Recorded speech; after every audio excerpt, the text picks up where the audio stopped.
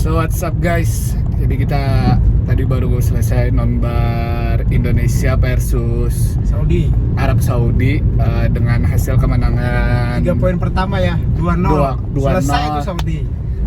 Menurut lu gimana pertandingan berjalannya hari ini tadi? Kalau melihat dari permainan memang Arab penguasai ya, possession itu 70 berbanding 20-an, kita 24. Tapi memang kita unggul efektivitas. Terbukti di babak pertama pun kita sudah melancarkan shoot 4 kali on target. Sementara Saudi cuma 1 on target.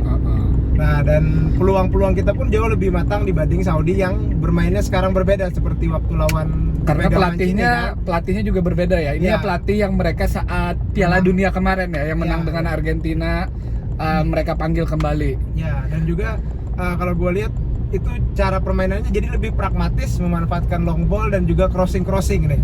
Nah, dan terbukti memang itu agak sedikit memang ada beberapa yang membahayakan kita, tapi headingnya masih miss lah istilahnya. Tapi di pertandingan tadi peluang kita jauh lebih matang. Iya, lebih banyak juga. Gue lihat sendiri malah kita bisa lebih daripada 2 gol itu kan mencetak, apalagi yang di awal-awal babak pertama kan. Rafael Strike sudah dapat 3 peluang, tapi sayangnya tidak bisa mengkonversi gol. Harusnya itu peluang matang sekali itu. Iya. Kalau menurut lo sendiri bagaimana ini komposisi pemain kita? Tetap ya, STI tetap menggunakan 3-4-3 ya, di atas kertas bisa ya. 3-5-2 lah. Misalkan karena Marcelino lebih mundur, kadang masuk ke dalam. Mungkin 3-4-1-2 ya. Iya. Ya kan, untuk di depan yang ngepres Ragnar sama Strike. Di belakangnya Marcelino free roll. Di belakangnya Marcelino dengan free roll, dan jauh lebih efektif. Kemampuan Marcelino sendiri terlihat jauh lebih kelihatan ya, lebih berasa dampaknya ketika melakukan counter attack. Marcelino cukup tenang dan punya kreativitas lah, kebebasan. Untuk back sendiri cukup solid ya, meski nggak ada Michel Gers, Verdong tampil luar biasa ya tadi ya. Dan dia punya satu kontribusi assist juga kan. Iya, itu dia ngedribble bukan dari sisi kanan. Dia bukan dari posisi ya, ketika apa ya? Ketika counter.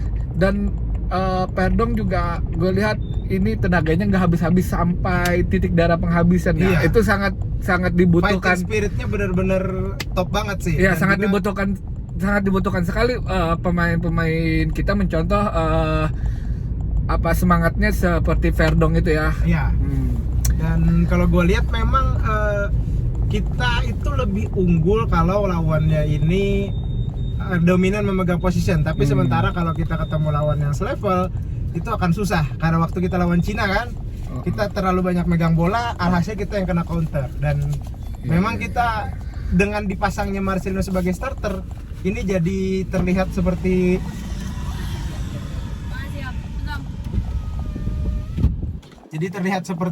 ini lebih kreativitas lah, karena Marcelino di tengah itu dia bisa dribble dan juga bisa melakukan shoot yang finishingnya cukup tenang. Kalau gue lihat kalau tidak ada Marcelino mungkin kita akan susah juga cetak gol. Dan untungnya Marcelino istilahnya efektif dan on fire lah. Ya, kreativitas Marcelino sangat terlihat ya di sini, bagaimana dia lolos ketika dapat bola untuk melewati satu pemain. Mungkin Strike ya yang rada kurang ya. Maksudnya ketika first touch-nya Strike terlihat bingung untuk membangun serangan, dribble atau lewati, dan kebanyakan hilang bola. Dan body balance-nya memang Strike agak kurang. Tapi kalau Marcelino dia punya kreativitas yang oke lah kalau gue bilang. Dan juga Tom Haye juga penting banget, peran Tom Haye itu di tengah. Tapi memang ya dia tidak bisa bermain 90 ya, karena di menit 60-an ke atas itu udah keram dan capek gitu, mukanya juga udah merah. Mungkin karena faktor suhu dan cuaca lembab di kandang kita kan. Dan gue lihat Saudi juga mainnya ya sangat pragmatis ya. Untung mereka nggak melakukan yang gue takutkan, shoot dari luar kotak penalti, dari lini kedua, karena itu kan sekali kena tiang sangat berbahaya sekali. Mereka cenderung mau mengoptimalkan dengan cara crossing. Mungkin crossing mereka itu sangat banyak, tetapi tidak tidak ada yang efektif ya. sama sekali karena kokohnya lini belakang kita Ya, dengan dikomandai J. Terus menurut lo sendiri bagaimana dengan Iliano yang belum bisa bermain? Ya, padahal sangat disayangkan sih sebenarnya kalau gue lihat Iliano ini harusnya lebih dapat kesempatan karena waktu kita juga unggul kan. Di menit 80-an kan udah unggul 2-0 ya. At least dia diberi Strike kesempatan terlalu lama ya. lah. Terlalu lama ya, apalagi Ya. sudah menit di mau hampir 80 Baru itu diganti. strike Itu pun itu. karena Hubner kartu merah kan. Iya, iya. Oh iya, Hubner berarti nggak bisa bermain di pertandingan selanjutnya karena dapat kartu Ya. merah tadi ya. Terus juga Ragnar juga Ragnar kan. juga tadi dapat kartu kuning kedua, jadi miss next match juga kan ya. Nah, jadi semoga ini ya Ole Romeni mau dan jadi join timnas gitu. Jadi kan untuk mengisi posisi Ragnar, Ole bisa bermain di situ lah istilahnya. Tapi kalaupun Ole nggak ada, kita masih punya Malik Rizaldi contohnya. Oh iya iya iya. Yakob iya. Sayuri bisa Dan dipasang masih di situ, punya kan. waktu yang panjang ya, berarti untuk tahun mengurus depan. kepengurusan Pemain. naturalisasi Ole sendiri ya. Karena sangat disayangkan Ort Mangut cukup berkontribusi selama dia satu ini. asis tadi sama pertandingan yang ke Marcelino itu kan. Untuk Kevin Dix pun mungkin sudah bisa dapat bermain Kevin juga ya dan karena Mes mungkin pasti bisa lah. Udah lama. karena waktu yang untuk match selanjutnya 3 bulan Dan ya juga Maret ya, 3-4 cederanya nggak bulan. terlalu parah sih. Tapi gue lihat adalah kita ini masih sering terpancing emosi karena Arab mainnya kan memprovokasi gitu. Terbukti Hubner dapat kartu merah, kartu kuning kedua itu kan sebenarnya pelanggaran yang tidak itu perlu. emang tipikal Hubner. Enggak, emang tipikal Saudi. Permainan Timur Tengah ya. Iya, Walau nggak separah Bahrain ya. Iya, tapi memang kita harus lebih calm lagi, lebih santai lagi untuk bisa menahan emosi untuk tidak terpancing lah. Iya, iya. Dan gua rasa memang kapten paling cocok adalah Itses. Bukan mengecilkan Asnawi atau Jordi Amat, tapi Itses lebih punya pengalaman, dia punya jiwa leadership yang kuat kalau gua lihat, dan juga komunikasinya kan juga bagus gitu.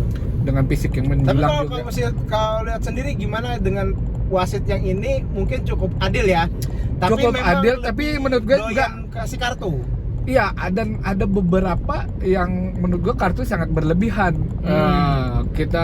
Kita dapat kartu kuning tadi menurut gue Betul, tidak perlu ya. tidak perlu, apalagi tadi yang awal ketika gue sih fair kalau seandainya si Hubner itu yang untuk pertama itu ya dapat kartu kuning, kartu kuning pertama itu karena emang bola duluan baru mengenai, tapi emang kakinya kepala lumayan ya, kepala. ketinggian. Nah, terus kalau yang kartu kuning kedua menurut gue itu sih pelanggaran aja, nggak masuk karena itu kan bola belum jalan tapi ini Hubner langsung melanggar gitu. Iya, Jadi mungkin terprovokasi lah istilahnya. iya terprovokasi karena kan Arab sendiri juga mau mengejar gol, Ya. terus nggak apa ya, nggak menunggu aba-aba atau apalagi langsung mau menyerang kan, jadi Hubner mau secepatnya untuk menghentikan.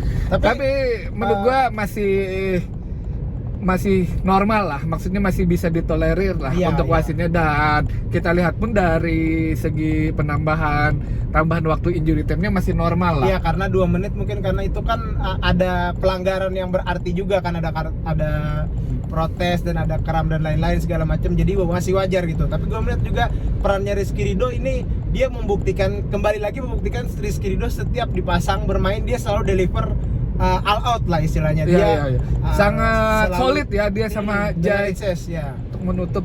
Mungkin ada beberapa juga pemain seperti Nathan itu Sempatina, bukan mereka jelek ya, tapi mereka belum masuk in di permainan. Jadi masih bingung, apalagi dengan posisi kita untuk mempertahankan keunggulan. Ya, dan kita kurang 1 orang kan, jadi otomatis ada posisi yang dikorbankan gitu. Dan kalau gue lihat memang ini ya peran Hubner itu penting karena STY kan suka back yang kaki kiri lah untuk dipasang di posisi back itu kan. Dan motong-motong bolanya pun Hubner sangat bagus ya, nggak ada keraguan. Walau kadang bisa terpancing emosi ya Hubner itu ya. sih yang paling ini. Tapi kalau Barcelona layak ya dapat player of the match kali ini ya. Oh ya, sangat layak dengan 2 golnya.